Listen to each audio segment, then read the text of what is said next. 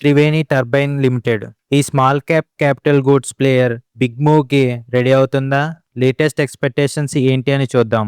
మార్కెట్లో వినిపిస్తున్న టాక్ ఏంటంటే కంపెనీ ఫైనాన్షియల్ ఇయర్ 26ని క్లోజ్ చేయడానికి record breaking fourth quarter expect చేస్తుంది. Revenue, profitability, new orders all time high reach అవ్వచ్చు అని ఎక్స్పెక్టేషన్స్ ఉన్నాయి. ఇయర్ని ఇలా స్ట్రాంగ్గా ఫినిష్ చేయడం అంటే డెఫినెట్లీ పాజిటివ్ సిగ్నల్.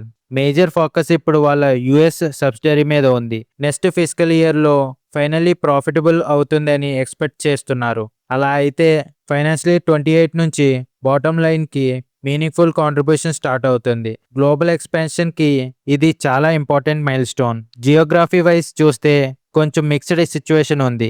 డొమెస్టిక్ మార్కెట్లో మాత్రం ఫుల్ జోష్, double digit order growth expect చేస్తున్నారు. కానీ ఎక్స్పోర్ట్ సైడ్లో కొన్ని ఇష్యూస్ ఉన్నాయి. జియోపొలిటికల్ టెన్షన్స్, టారిఫ్స్ వల్ల ఆర్డర్స్ ఫైనలైజ్ అవ్వడం లేట్ అవుతుంది. నవ్వు కొంచెం రియాలిటీ చెక్. రీసెంట్గా మార్జిన్స్ కొంచెం ప్రెషర్లో ఉన్నాయి. రీజన్ ఏంటంటే high margin after market sales తగ్గడం, అలాగే కొన్ని లార్జ్ డొమెస్టిక్ ఆర్డర్స్ అవి వాల్యూమ్ ఎక్కువ ఉన్న మార్జిన్స్ తక్కువ.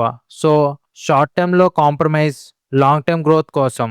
నెక్స్ట్ ఫేజ్లో ఆఫ్రికా ఎక్స్పెన్షన్ మీద ఫోకస్ పెడుతున్నారు, especially south Africa unit through.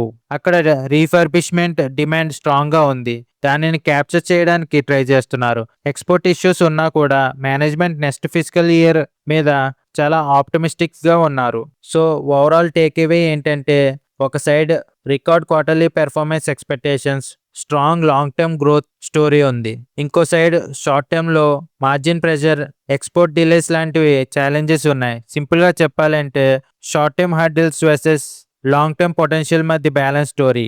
Hope ఇది మీకు క్లియర్గా అర్థమయ్యింది. మళ్ళీ నెక్స్ట్ వీడియోలో కలుద్దాం.